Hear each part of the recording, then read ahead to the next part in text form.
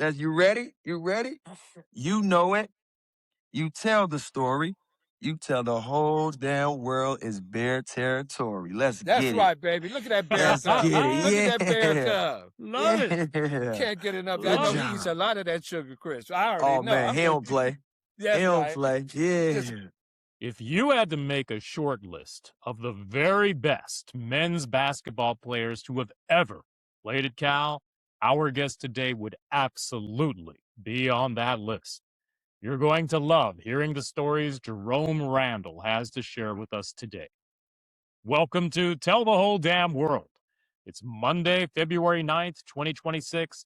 The Cal varsity rugby team beat the University of British Columbia 38-7 in Vancouver in the 100th World Cup, and it's another great day to be a Bear. I'm your host, Reza Serafinijad. We appreciate you tuning in. We're the podcast that celebrates all things Cal. We produce on-camera interviews with the prominent people who are passionate about our university and our sports teams. If you're unabashedly and unapologetically all about Cal, you've found the right place. We hope to put a smile on your face and help you come away feeling good about your connection to the greatest university on the planet. We would love it if you would like and subscribe. And please tell all your friends and the whole damn world about us. And remember, you can always go to tellthewholedamnworld.com to watch any of our previous episodes or help support the podcast by buying our exclusive merchandise. We're going to get right into it today, so give me just a moment to grab my co-host, Ahmad Anderson, the Cal Hall of Famer who created Bear Territory and is running for mayor of Richmond, and we'll be right back with legendary Cal basketball player Jerome Randle. And a quick last-minute edit here. I found this great highlight clip of Jerome that I want to share with all of you thanks to a TikTok channel called Stoner Sports Network. They do some really funny stuff, but it needs to be seen to be appreciated. So if you're just listening, you can fast forward about 2 minutes to get to our interview. And for those of you watching on YouTube, I hope you enjoy this as much as I did. Hey, Jerome Randle was really him at Cal. Hey, my dude was giving out some serious work. Hey, True Buckets was pulling from anywhere. He was only like 5'9", but was really a big dog out there. Hey, they don't call him Handle by Randle for no reason. Bro had a crazy bag on him. Stupid handles, I'm trying to tell you. His right to left AI cross was kind of crazy. Real talk, he was shifting the hell out them boys. Hey, you can give me 3. And bro was really pulling from anywhere. I'm talking parking lot pimping for real. That's dumbass deep and the game just started. Bro, what was he on? You know ain't nobody picking you up from there at the very beginning of the game. But peep, same play. Give me that shit, now I'm to the cup. A chicken wrap dude into the lay. Bro started the game with double takeover already. Bro, that's really crazy. I think I'm playing, but dude was really pulling like he was Jimmer at BYU. He shot that from Yucatan. No, bro had the ultimate green light. You gonna have to give me 3, dummy. No, I'm not gonna lie to you. You see Randle coming down the court, you better at least pick him up from half. Hey, if not, it's going up every time. You can just tell by the way he moving out there. Dude has so much confidence. No, can't nobody out there guarding. Left to right into the pull-up tray. And that's a green bean. I need 3 of them. No, I'm trying to tell you, dude was different. No, I peeped this behind the back to set dude up. Not the In-N-Out burger. Into the late. No, bro. Hey, he was applying pressure out there. He was quick as hell with crazy handles. Cal's all-time leading scorer. He was strictly about buckets. Nah, he's mad disrespectful for this chicken wrap. Nah, I'm out of there. You could really just tell bro was on different timing out there. This was his conference for real. The change of pace into these crosses is fucking insane. You know the flow game stupid. Hey, stop playing with this man, dog. Coming off the pick, the big hedge and too crazy split him. I just told you the flow game stupid. And that's N1 ref. He's hacking. What the hell? Volleyball line Tracy. I'm telling you, he's stamped. Parking lot pimping for real. He got the Glock in the party, all that. Come on, bro. And we had to throw some passes in there too. Just to let you know he 3rd in assists all time at Cal too. Number 1 in points, number 3 in assists. They might as well name the court after him or something. You know what I'm saying? It just makes sense. I'm telling you, dude had no conscience out there. Hey, and if you ain't no better, you would have thought that was Iverson. He just AI crossed the dog shit out, dude. Look, at this point, I just feel like they don't know the scouting report. Cause ain't nobody stopped ball yet. I'm waiting. Nah, bro, he just chicken wrapped this shit out that boy. Left hand lay down the lane. I'm telling you, dude was so tough for real. I ain't gonna lie, it could be bad coaching, but I have to assume at the top of the scouting report it says will pull from anywhere. Well, at this point, this is on y'all. And where's Mark Jackson when you need him? Hand down, fucking man down. What are we talking about, bro? Like, y'all need to step up at some point. It's getting disgusting out there. Hey, but if you never seen Jerome Randle hoop, you need to check dude out. Bro been a bucket everywhere he done played at. Really one of the best to ever play at Cal. Was given the whole Pac-10 headaches before it was the Pac-12. He was really the truth.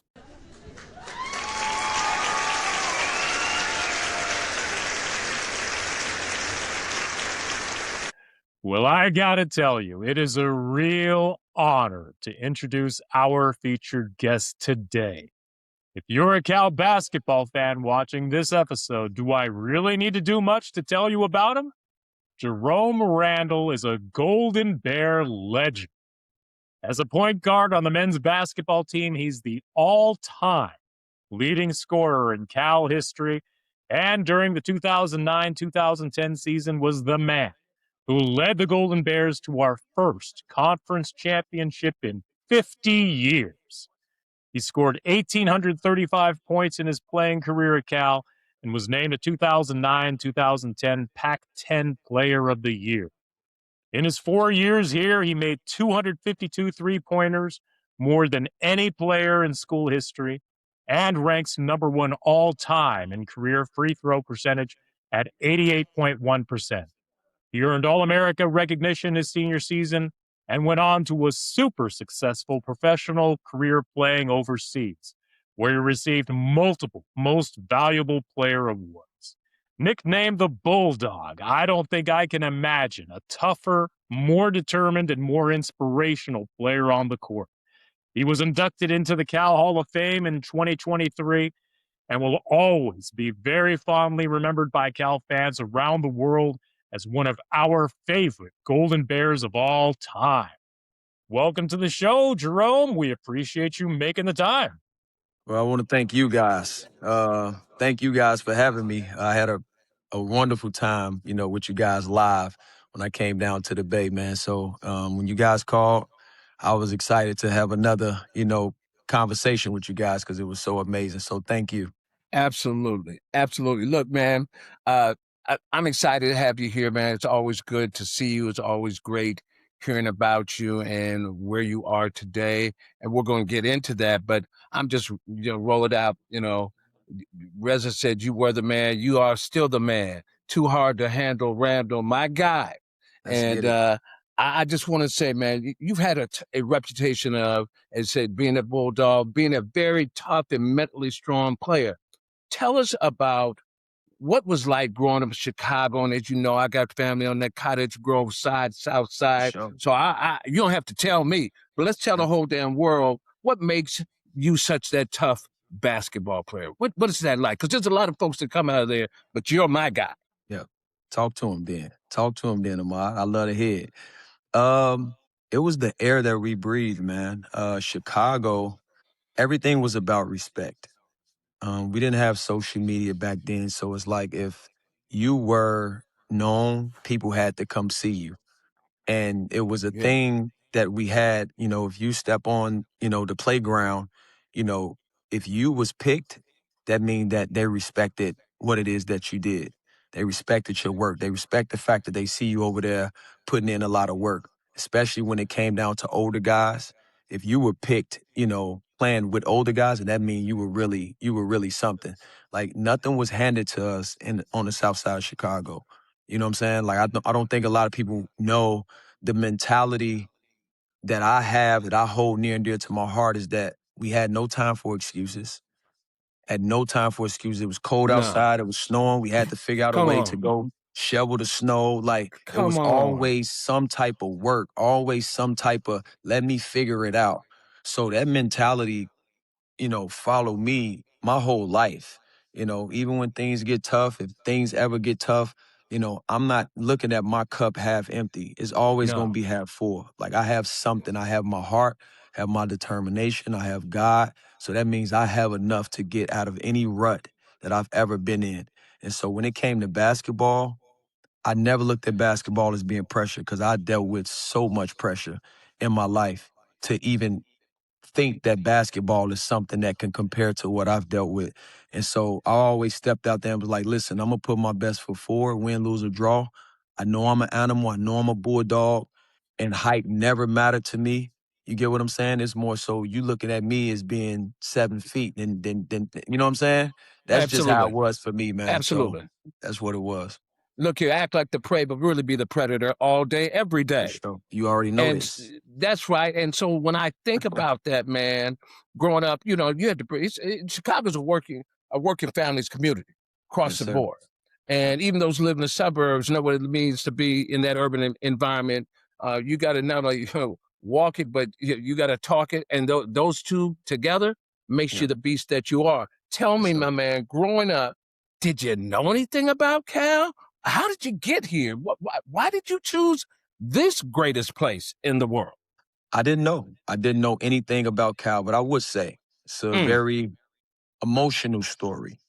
Okay. And I didn't think about it until I got a little older. Like, wow, this is something that was manifested for me to actually go to Cal. My cousin, he taught me the game. You know, it started with my dad, but my cousin spent a lot of time with me. He was the one who was making me shovel snow in below 0 degrees to dribble and, you know, clear enough space to actually go out there and play ball. And he ended up passing. But before he passed, that obviously put a really, really big hole in my heart. Like, it was Sure. deep. But I remember my grandfather bought me a Michigan jacket. Okay. Okay. And when he bought this Michigan jacket, you know the colors of Michigan, right? It was blue and gold. And my cousin told me, like, that's going to be your colors. And I didn't think about that. Wow. I never thought about that until like I started writing my book. And I remember being on, because you know they used to have the baseball jackets back in the day, like the Cardinals, and you know what I'm saying? It was like these jackets that everybody used to wear, and they started to come out with the college jackets and all of that. And I had a Michigan jacket. And my cousin told me like those are gonna be your colors. And I never thought about it. And the blue and gold was definitely it. You know, wasn't highly recruited by all the top schools in high school. You know, I was undersized to a lot of people. But my junior summer year, going into my senior year, I had an unbelievable summer. Like, I don't know if I could have played a better brand of basketball like I did that entire summer. You know, MVP, won a national championship, and Cal Dennis Gates was there. He saw me when I had 44 points and 10 assists against New York Gauchos, and Wow. he offered me a scholarship. You know, I was always trying to go to the University of Illinois because D Brown was like that was like my dog. Like, I wanted to be the next D Brown, you know, but they were looking at someone else. And once Cal came, it was a no-brainer. I started to do my research. Oh, man, the Pac-10 is a guard conference. And, you know, that's where I wanted to go. Well, we're glad you came. I'll I just say that appreciate it. now. Appreciate We're glad you came. Appreciate it. Yeah, That's for sure. for sure. That's what made your inflection point when you think about it, For right? sure. Yep. And yeah, we're gonna have to get back around to talk a little bit about this book that you just talked about. I want to hear Yep. more about that. Yeah. But you know what in your mind? We talked about this a little bit during the pregame with Duke, but it's just so obvious that you have so much love for Cal, and Yeah. we love to hear that, and the whole Cal community loves you back. But what is it about Cal that makes it such a special place for you? And what did you come away from Cal learning about yourself? First of all, I got sick. I don't know if you guys remember. I had a really bad kidney issue my sophomore year at Cal. And I wasn't even supposed to play basketball again. If you remember, I didn't start the year off. I didn't play my sophomore season. I had a really bad kidney issue. And the doctor told me that I would never play basketball again. You know, yeah, a lot of people don't notice. I was struggling with my kidneys and everything like that. So I didn't know where to turn. I didn't know what my life was gonna be. My mom flew out instantly. I remember just telling Bron, and Bron is an amazing person. I didn't appreciate, you know, what Coach Brown was to me until I got older, because I was young, I was stubborn, I was a Chicago guy. Felt like he was trying to take something from me and not letting me really be the person that I really needed to be on the court. But he was trying to teach me structure. He was trying to teach me how to be a true point guard, like all these different things. And I remember just telling him, like, man, my back is hurt. Like, you know, like he was like, you tough, you got this. And it started to be so tough for me with the pain that I just walked out of practice. And I'm just like, listen, I can't deal with this pain no more. And it come out, I have a kidney disease. And I was like depressed, started losing weight, like things were just going bad. And, you know, when I went to the doctor, they had put me on like 20 pills a day. You know, my mom had asked him, like, listen, like, how long is he going to be on this medicine? And he was like, his whole life. And she was like, through the grace of God, there's no way possible my 21-year-old son is going to be, on these 20 pills for the rest of his Wow. life.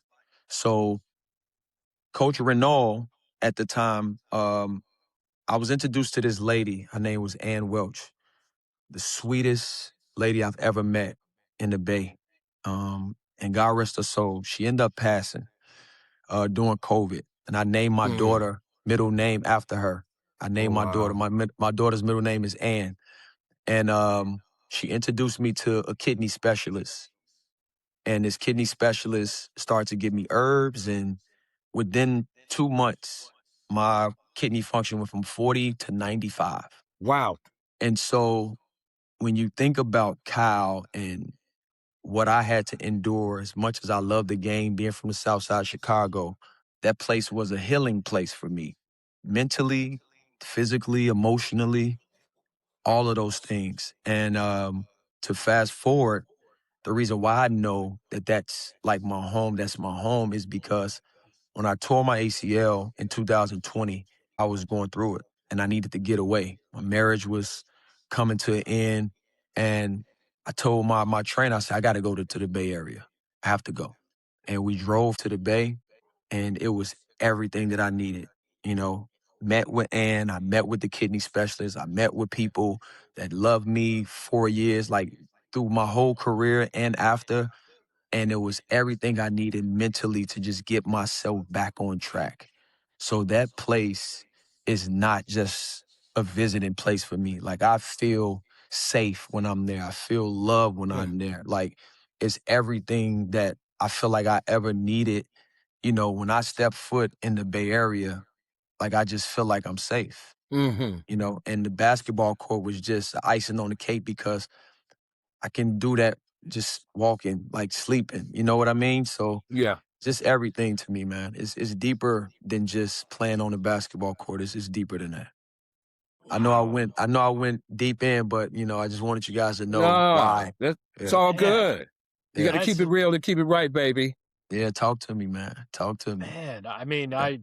I'd forgotten that. I mean, when you mentioned it, it does kind of ring a bell a little bit, but they Yeah. didn't talk about it too much in the media, Yeah. about everything that you must have been going through. But my Yeah. goodness, and I mean that is deep. And Yeah. I just got to tell you, Jerome. I mean, I think I speak for every Cal fan out there by saying how much we love you, Yeah. and whole university owes you so much for everything that you've done at Cal and how you continue to represent. But talking about your playing career at Cal, again, I mean, you played the point guard position at Cal just at such a phenomenally high level. I mean, you shot over 40% from three-point land in your career. And at the free throw line, you were nearly automatic, especially during your senior season, shooting 93% from the free throw line. How did you develop your skills shooting the ball and playing point guard? A lot of boring work. A lot of work that people don't want to do. Going into the gym and doing the same thing over and over and over and over and over again. I try to teach that to my kids. It was the work, the boring work each and every day. Like making sure that I knew exactly what I needed to do in order to be successful. And so for me, the more and more I was in the gym, the more and more confident I was in taking the shots that I knew I needed to take. But a lot of people don't understand it's just not about going to the gym. Like you still mentally have to be prepared to take those shots and not being afraid to fail. A lot of people spend a lot of time in the gym, but it doesn't translate onto the court because they're afraid to fail. They think if they miss the shot, then they're failing. You get what I'm saying? But you have to be able to take the good with the bad. And for me, why would I put all this work in and not shoot the ball and not take these chances? You get what I mean? And you see a lot of people dealing with that, but it wasn't my personality to second guess myself on shots and things that I worked on. I believe that I put enough work in, I deserve to show that the work that I put in will translate over to the game. Yeah, well, you put in that work, and I mean, your confidence really just was always something that I admired watching you every one of your games when you were playing at Cal. I mean, that was the big thing that it just lifted the entire team, made the entire team confident out there on the court. And I mean, you had several notable games in your career. You had a 39-point game versus Washington State as a senior, a 31-point game on the road at Arizona, and a big win for us. And of course, there was the Arizona State game at home to clinch the Pac-10 title. Which games in particular for you really stand out and are most memorable for you? It was that game, the Arizona game at home. It was an Arizona State. emotion. I have so many stories, man. This book, it was I was filled with so much emotion. You know, a lot of people don't know my story. And I don't mind telling you guys a story because I know this is all family. You know, that was the first game my dad ever came to. And I had to make a decision if he was going to walk out with me. And it was an emotional thing for me because I didn't feel like he should have.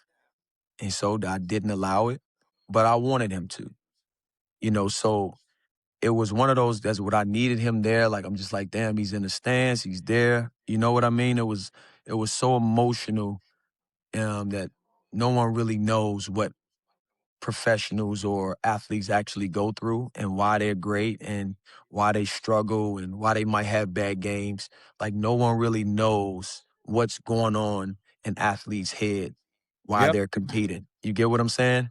And, you know, 100%. and so I don't like the critics and how they, they talk about, these players when they never played the game. They don't know how and what people have to go through just to be great. Hmm. As if they're not human beings, as if they don't go through, the regular human things that we all go through.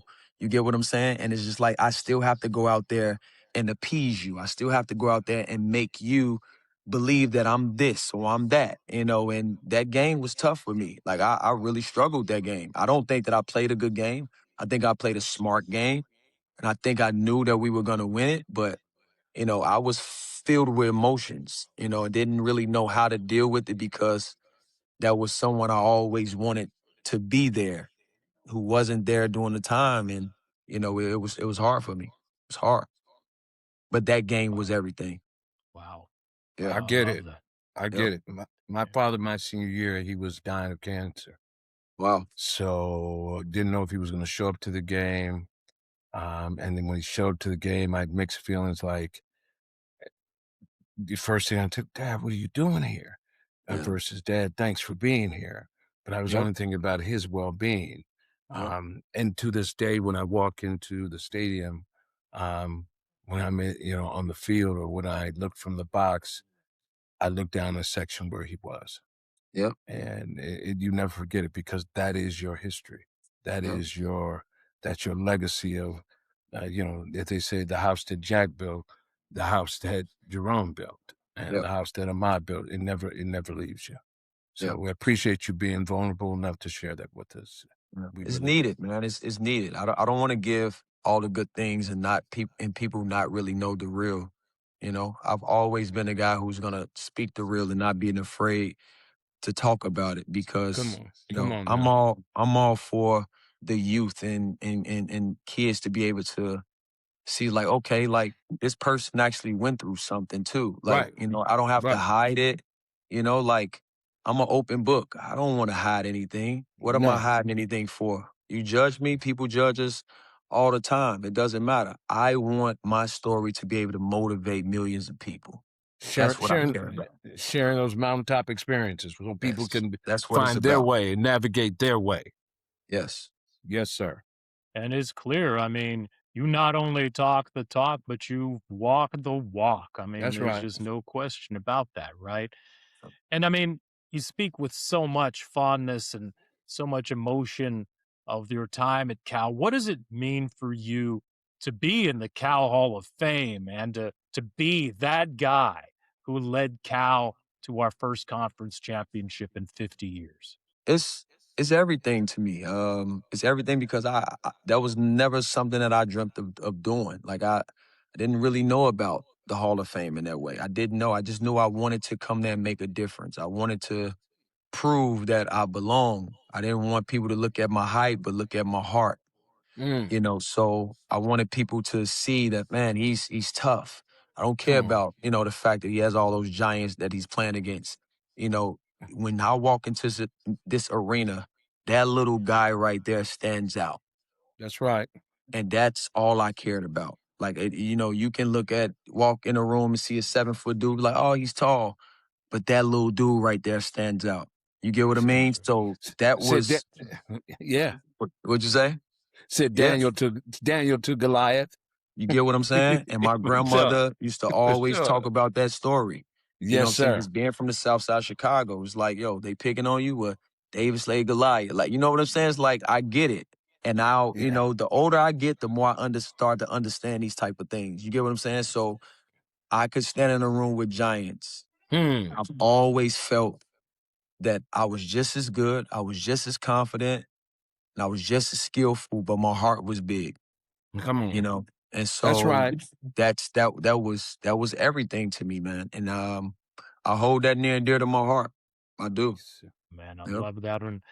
It goes to show it's not the size of the dog in the fight, it's the size of the fight and the dog, for Come sure, on. right? And You're just with such a that, to reiterate, the question that I've always had is like, okay, I'm in the Hall of Fame, but to put pressure on Cal's like, what does that mean? What does that actually mean? You know what I mean? Like, I'm in the Hall of Fame, but what does that do for the actual person? Mm-hmm. I don't want to just be in the Hall of Fame, but it's like, how do we elevate these guys who's done so much for the school? Like, I don't want to just be a guy, like, oh, he's in the Hall of Fame. All right, see you later. You can get some free tickets. What does that actually do? Like, what are we doing? What committee is trying to help to boost someone and to push this person to be better in life? You know what I mean? I'm not asking for money. I'm not asking for anything. It's just, what does that actually mean? Like, everyone has trophies, but, without actions behind the trophy or the accolades, I have questions about that. I have questions about the place that I love so much, and yeah, those are the things that I really would like to know. Yeah, those are the real questions, Yep. and to be in the Hall of Fame is one thing, but then what does that mean? What does it mean to you is one thing, but what does that mean to those looking at you, looking up to you? And how do you translate that into what they see, what comes out of your mouth, but how do you operationalize it? How did they see you giving back those great Yep. skills, those great moments, Yep. and really creating a pathway for others Yep. to be able to choose, know that you have options in your life, and to be the best you can be is the Yep. greatest achievement in life. Not what others want, not what they want, not what the press wants, but what you can do and be. Use those skills, use those talents, and raise it up so the next person can get on your back and stand on your shoulders. Yes, sir. Yes, sir. I got to ask this question just because, you had a sensational career playing abroad. And we're going to just talking about like lifting up others, and the number of people who do end up actually making it in the NBA is just so microscopic. It's so small. And you forged like a damned impressive career abroad, right? Yep. You're most valuable player in several different countries and all this. And what advice would you share with other athletes who go on from college to play overseas? Do your research. Research is everything. Don't be afraid to reach out to people. I think the culture that we're living in right now, they don't reach out to get any type of advice from, guys who've played there. Do your research on the club, do your research on the countries, like all of those different things, because it's not easy to play over there. It's very difficult. A lot of people must understand that you're not just going over there playing basketball. You have to deal with the culture. You have to deal with the fact that some countries don't like the fact that you are there and taking something from them. You got to deal with certain players that don't like you. That whole job is to try to make you look bad. I've Yeah. dealt with it on so many different levels. You got to deal with clubs not being professional. The fact that they don't want to pay you. It's a privilege to be playing basketball in their eyes. So you got to be mentally tough, and you got to make sure if the NBA is not your pathway, to get an agent that's going to work very, very hard for you, that cares about your best interests and not just making money off of you. Big agencies is not always the way for players. It's about the hungry, the dog mentality agents that's going to be on the phone and sending your highlights and all of those different things to people that's going to put you in positions for the next job. So I struggle with that. I struggle with that because I didn't have the right counsel. So a lot of times I was making mistakes because I didn't have the right people around me. I didn't have the father, figure around me that wanted to see me win other than just wanting to take something from me. You get what I'm saying? And so a lot of times I felt like I was alone business wise because I saw it was more so about the money and not about the person. So the reason why I'm saying is because money is now thrown to these kids a lot earlier. So they're really in a tough situation. And if you don't have the right counsel, if you're not well versed financially and mentally and all of those different things, I think a lot of these kids is gonna struggle. And so I just hope that the parents you see past the dollar and see the kid and what's in the best interest of the actual kid.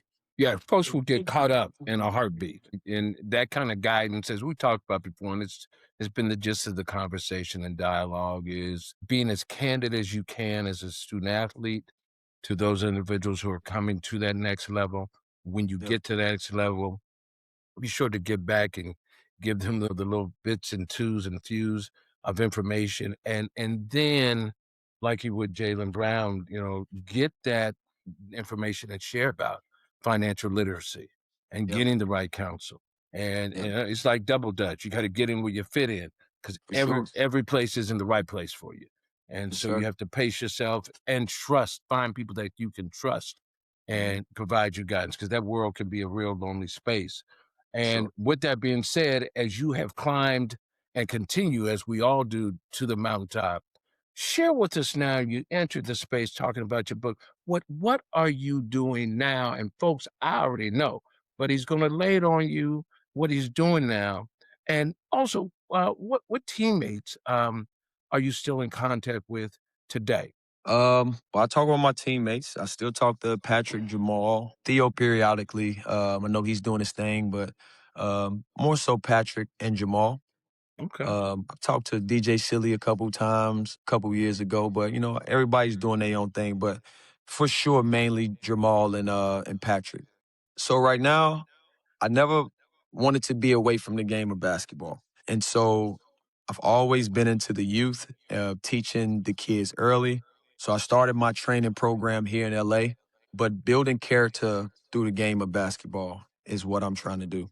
It's not just about going out there and teaching kids skills. A lot of kids are privileged. They come from privileged homes and their parents want them to be tough athletes, but it's a lot that you got to understand when it comes to building a tough athlete.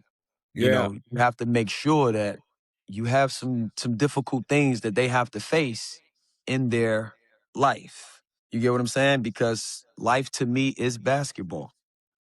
So if things are easy for you all the time off the court, then you're going to be expecting things to be easy for you on the court. You know what I mean? And I Yep. feel like I live by that, and I definitely see that. So I have a group of parents who trusts and believe in me, and is literally told me they trust that I will help their children to develop all of those type of skills. So I created an app. My app just actually got released 4 days ago on the Apple Store, and Let's I've go. created a community for these kids to be able to motivate each other every day. They have their basketball programs. We can go live and talk like this, and now the community is more so about uplifting, each other. You know what I'm saying? As well as you showing me the work that you're doing, and I'm giving you the positive feedback behind it. So I'm trying to build some consistency and discipline with kids who's probably struggling with weight and all these different type of things. So now you see other kids. Listen, you got it. You got this. You know what I'm saying? So for me, I always wanted to have my own platform. It's better to have 1,000 real fans and real followers other than 103,000 that I have on Instagram that's not real in the first place. You get what I'm Wow. saying? So Yeah, for I sure. always wanted to create my own. And if I had 100 people every single day that look at me as just being someone that motivate them, I'm living in my purpose, man. Yes. I'm helping 100 people every single day. Like, Yes. what better life is that? That someone look up to you and you can just say something that they really be like, thank you. I appreciate it. You're everything to me. You get what I'm saying? Like, Oh, man. I don't wake up with bad days, man. I don't. I don't have bad days. I might have overwhelming days, but I ain't got no bad days, man. That's real, man. Yeah. And the segue and the order of these questions brings me back to just what you're doing today is what you've been doing. So, for Yes. example, as one of the greatest players, not only in my eyes, but in many others' eyes in this great Bear Territory world, you look at our program today, and I know you follow it. We talked about that, but you had a very special relationship with Dede, right? Yeah. And who is also from Chi-Town. For sure. And tell us what role you played in that relationship then as he entered this space, and you just shared with what you're doing to give back to your community, but share how that manifested the relationship you had with Day Day and even to this day. Well, I've known Day for a long time. Kind of grew up around some of the same people. And I think that when Cal came up, it was more so him like, oh, wrong with the.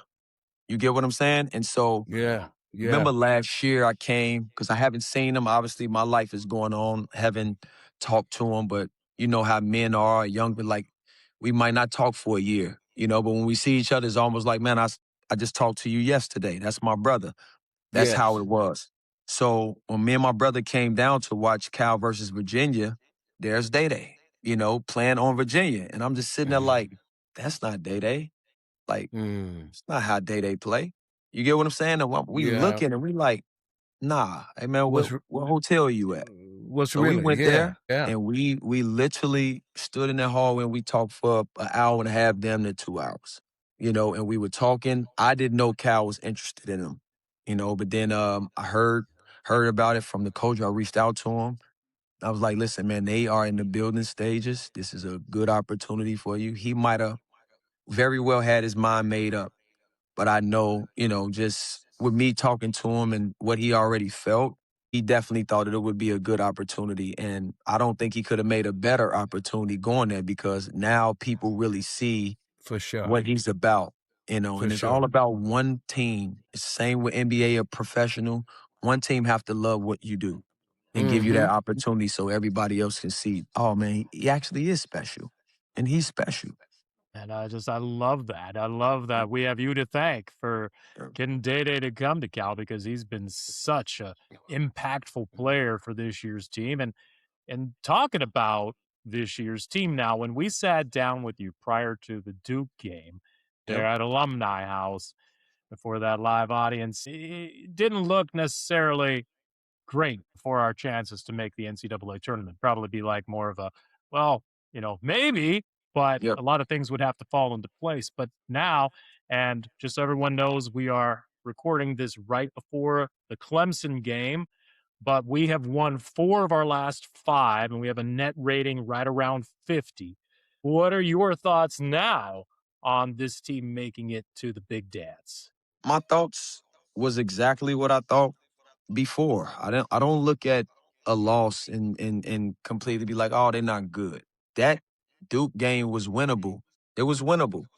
It was little things that I saw that they weren't doing, and that they never put pressure on Duke. But for whatever reason, they're not pushing the tempo. They playing a up tempo type of game, and it's really about the fact that they look like they're really just having fun. You know what I mean? Yep, Everybody look yep. like they're playing their role, and they look like they actually having fun. Whatever conversation that they had, whatever sparked the energy within the team, it's worked. But people got to understand that's the same thing in life, man. You got to get out of your own way, get out of your head, and just go and put your best foot forward. And if you have a group of kids, young men, young adults that say, hey man, I don't care about the accolades. I don't care about me getting 20 or this and that. Yo, let's try to win the game. Man. And when you do that, man, the sky's the limit. It looks like that's what they're doing right now. Yep. That's what I It, see. And you know you know who's the guy, and everybody know who that guy is. Everybody know who they're gonna allow, who Cal's gonna allow to boogie. You know what I mean? That was Jerome Randle. They knew that I was gonna do a little more. I was gonna be flashy. I was gonna make the crowd ooh and ah. You know what I'm saying? But I yeah, had yeah, Patrick, Theo, all these guys that was gonna do all this other stuff. You get what I'm yeah, saying? And yeah. that's just how it is. That's how Look it at like is. MC Hammer said, put you in the mix. Just put me in the mix. But that's Put me in it. the mix. That's it. That's all That's they all I need. want. James That's Brown, all. open the door. I'll get it myself. Come on now. Talk to him nice, man. Come on now. Yes, I'm just telling the Yeah. way I see it. That's Cal Yeah. basketball right now. That's Bear territory across the board, and that's who we are as alumni, folks who went to Cal, folks who have that experience to be able to get in the mix with the people that you've not met, but you have met that are now, as you said, this is family. That's right. This is family now. Yep. And it's a language that we understand, although we've come from different walks of life, but this is what it's about. Yep. Reza, you want to take the AM before we get to the last question? Because I Well, didn't. the only other question I got is a small one, but Okay. we kind of talked about this during the pregame as well, and we all miss the old Pac-10 and Pac-12 and all of that. But there's no question really when you look at it, at least nationally speaking, that the ACC gets a tremendous amount of respect around the nation as a Yeah. basketball conference for sure. Yep. And do you think that Cal playing in the ACC gives us an advantage when trying to make the tournament each year? It's advantages and disadvantages. The advantages I see is that it is the ACC. When you look at ACC, the history of ACC is probably the best league, the best conference. You get what I'm saying? It's always been that. Cal has been the Pac-10, but the fact that we are in the ACC, that opened eyes to, certain players who's always wanted to play in the ACC that probably never even thought about coming to Cal. You know what I mean? So it's more opportunity for players who probably never thought about coming to Cal, the top level players that actually would. The disadvantages is these schools always had big money, so it always come to who has the most, who can, provide this for certain players. And I feel like if anything, that will always be something that's hanging over our head based off of the pockets that other people have that we might not have. You get what I'm saying? But at the end of the day, Cal to me will always have a legacy of we gonna get it through the mud. You're not expecting us to be this, but we can through hard work, determination, teamwork, togetherness, all of that. Yeah. And I feel like we can, even though we're not in the Pac-10, that hurts my heart, but it's something we still can carry with us for forever. And that's that hard work, that bulldog mentality. Well, like Joe Cap said, the bear never quits, the bear never dies. Yep. It doesn't make a difference where you are, where you're at, situation you're in, but that's the Bears. We don't Yep. give up. We just keep grinding. That's right. And we just look, can't get enough of that honey, Chris. Oh, you That's already the know. real, that's You the already real know. deal. That's the Yep. real deal.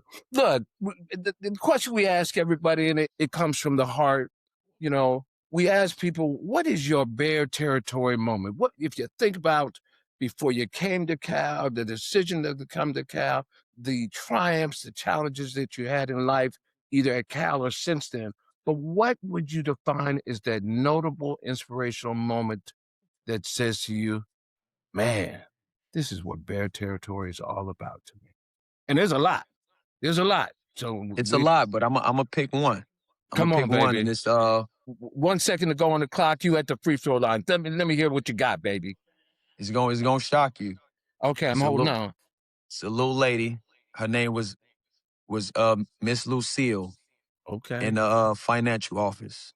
And Okay. she became my grandmother, and she would give me hugs every morning, and she would love on me and pray for me. in everything, every single day. And I couldn't pick another moment because that was why I feel like everything else went well for me because I had that type of love.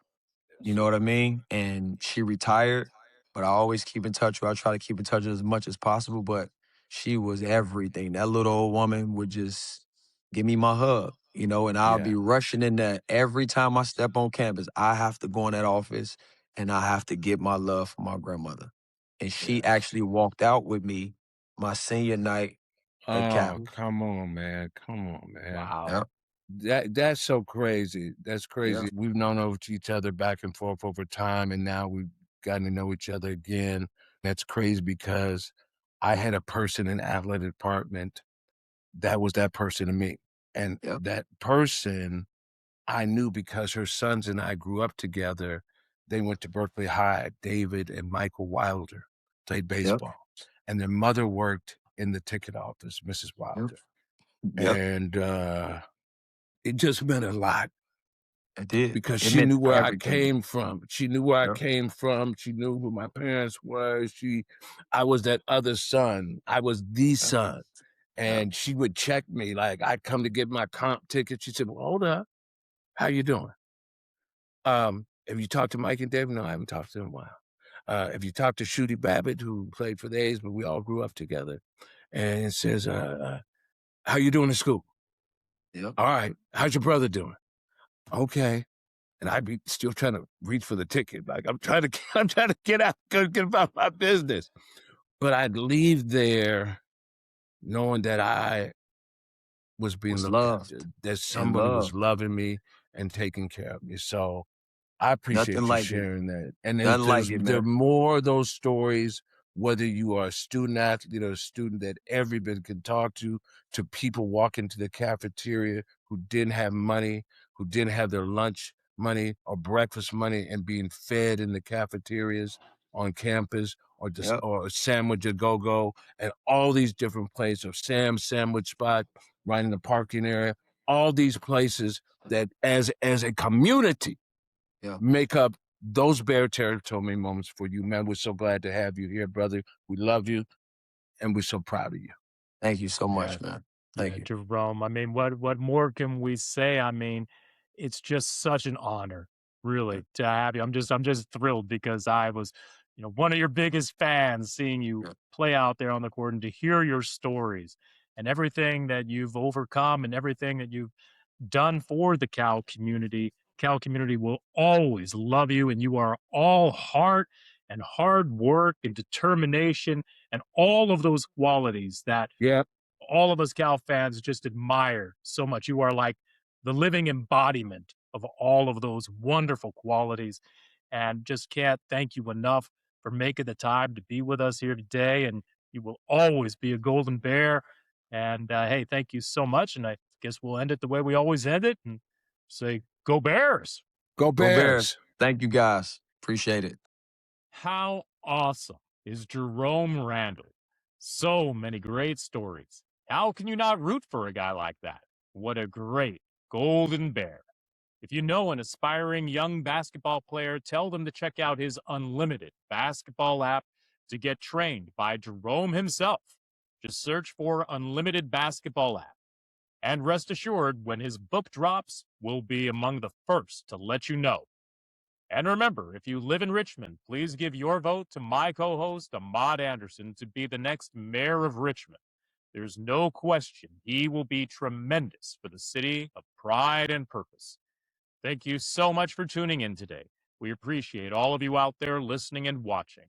This podcast is entirely a labor of love and a reflection of how much we love our university.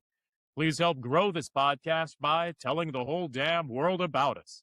Just tell all your friends to go to tellthewholedamnworld.com to watch any of our previous episodes, follow us on social media, or buy our exclusive merchandise. We celebrate all things Cal and the prominent people who are passionate about the University of California. Do you feel Cal is the center of the universe? Do you bleed blue and gold? We want you to tell the whole damn world about it. Go Bears! That's a Big Ten championship.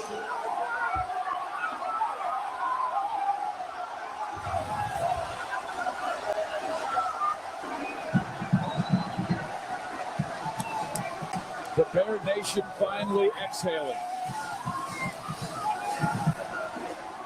Pete Newell led them to a championship in 1960.